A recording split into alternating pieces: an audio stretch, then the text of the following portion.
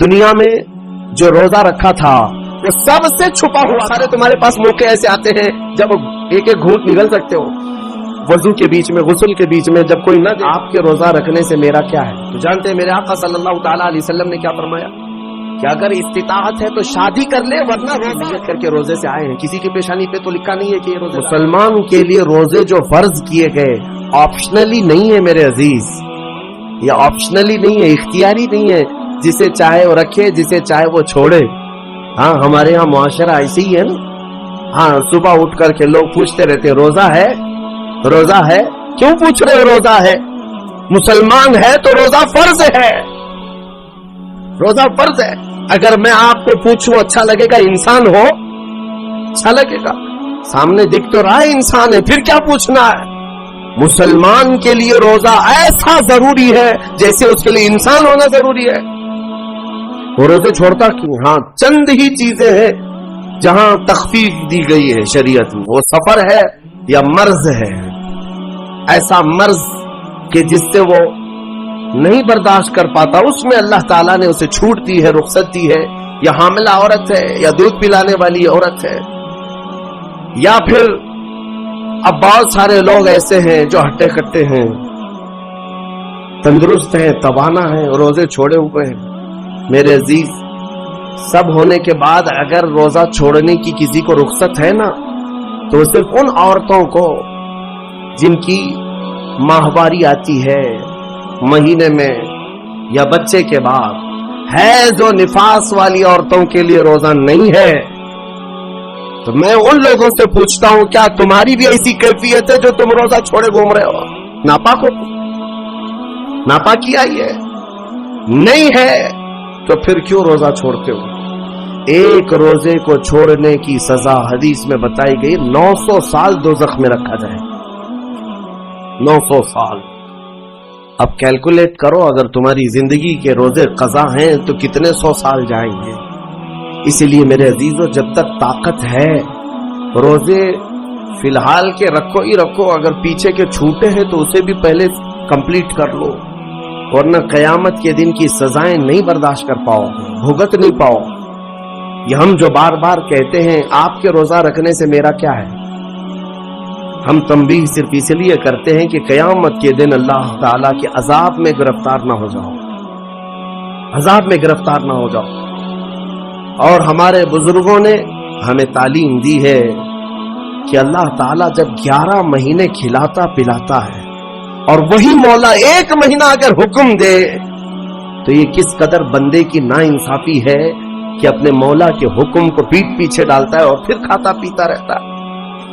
کیا اسے اپنے رحمان کی رضا کی اتنی بھی فکر نہیں ہے کہ یہ میرے مولا کی رضا ہے روزہ؟ اسی لیے تو اس مولا نے فرمایا روزہ میرے لیے ہے اور اس کی جزا کچھ نہیں, میں خود بندے کا ہو جاؤں. الصوم لی وانا اجزا بہ, اور ایک حدیث میں اجزی بھی پڑھا گیا, یعنی روزہ میرے لیے ہے اور میں ہی اس کی جزا ہوں, میں ہی اس کی جزا ہوں. مطلب یہ ہے کہ دوسرے اعمال کی جزا میں جنت ہے, محلات ہے, الگ الگ ثواب ہے, لیکن روزے کے متعلق مولا نے فرمایا میں خود ہی اس کی جزا ہوں. تجھ سے تجھی کو مانگ کر مانگ لی ساری کائنات, جس کا خدا ہو گیا اس کی ساری کائنات. میرے عزیزوں, اللہ تبارک و تعالیٰ اگر کسی بندے کا ہے تو پھر اس کے کیا کہنے. اچھا, ایک اور اس میں حکمت یہ ہے, روزہ جو رکھا جاتا ہے یہ بندے اور اللہ کے بیچ کا راز ہے, دوسرے کسی کو پتا نہیں. میرا روزہ آپ کو نہیں معلوم, آپ کا روزہ مجھے نہیں معلوم. چہرہ دیکھ کر کے کچھ بھی کہا جا سکتا ہے. ہاں, چہرہ دیکھ کر کسی کا روزہ پتا چلے گا. آپ کل سحری کر کے نیت کر کے روزے سے آئے ہیں, کسی کی پیشانی پہ تو لکھا نہیں ہے کہ یہ روزے دار ہے. آپ نے کہا آپ نے مان لیا, لیکن حقیقت کیا ہے یہ تم جانو گے, اللہ ہی جانے. بہت سارے تمہارے پاس موقع ایسے آتے ہیں جب ایک ایک گھونٹ نگل سکتے ہو, وضو کے بیچ میں, غسل کے بیچ میں, جب کوئی نہ دیکھ رہا ہو تب چٹکیاں لے کر اندر ڈال سکتے ہو, کوئی نہ دیکھ رہا ہو. لیکن بندے اور مولا کے درمیان کا ایک راز ہے روزہ.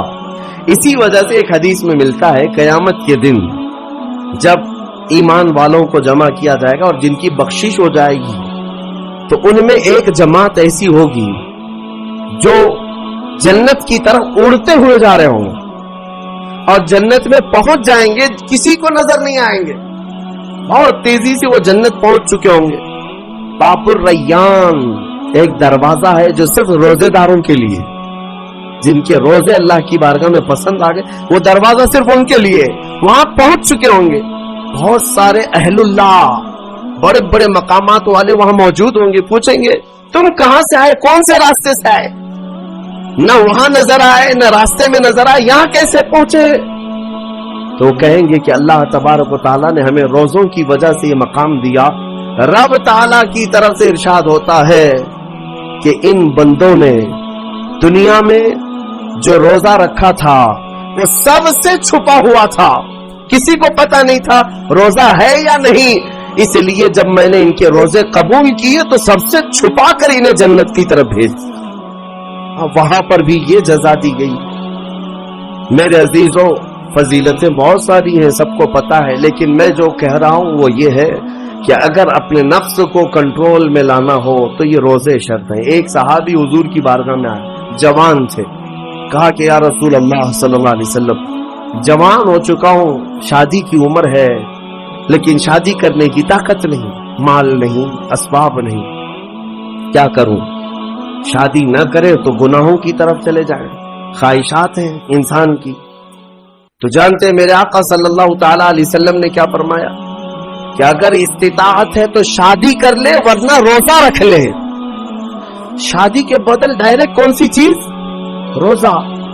فرمایا اس لیے کہ روزہ تمہاری شہوت کو ختم کرتا ہے, تمہارے اندر صبر قائم کرتا ہے.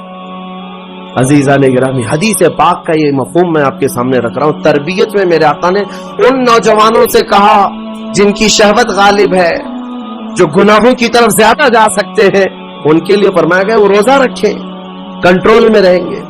صرف رمضان کا ہی نہیں, سال میں اور بھی دنوں میں روزہ رکھو تاکہ تمہارا نفس قابو میں رہے, کنٹرول میں رہے. میں چند مہینے پہلے کچھ نوجوانوں کی کثرت کو دیکھ رہا تھا جو اپنے جسم کو شیڈول بنانے کے لیے, مینٹین کرنے کے لیے ڈائٹ پلان تیار کر رہے تھے. تو اس میں ایک بہت ہی بڑے ڈاکٹر ہیں جنہوں نے ڈائٹ پلان دیا, تو اس میں انہوں نے مینشن کیا کہ ہفتے میں ایک دن بھوکا رہنا چاہیے, صبح سے شام تک. وہ نان مسلم ہے. میں نے پوچھا تھا کہ یہ آپ کے ڈائٹ پلان میں کس لیے ہے, تو انہوں نے اس کی سائنٹیفک وجہ بتائی کہ ہفتے بھر میں ہم جو کچھ بھی کھاتے ہیں, کچھ ایسی چیزیں جمع ہو جاتی ہیں جن کو پگھلنے کا موقع ہی نہیں ملتا, ہم بار بار کھاتے رہتے ہیں, اس پر چیزیں جمع ہوتی رہتی ہیں. ایک دن ہفتے میں اگر اپنے پیٹ کو خالی چھوڑ دیا جائے تو فاسد مادے گل کر کے باہر نکل جائیں گے اور صحت ہمیشہ صحیح رہے. یہ دنیا کہہ رہی ہے.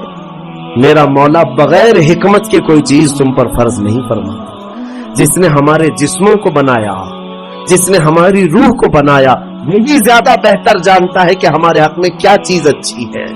اس لیے اے میرے عزیزوں, اب ان نفس کے خلاف جو باتیں میں نے عرض کی ہیں, نوجوانوں, آج تمہارے لیے نہیں, پوری زندگی کا سب سے بڑا چیلنج ہے, سب سے بڑا چیلنج.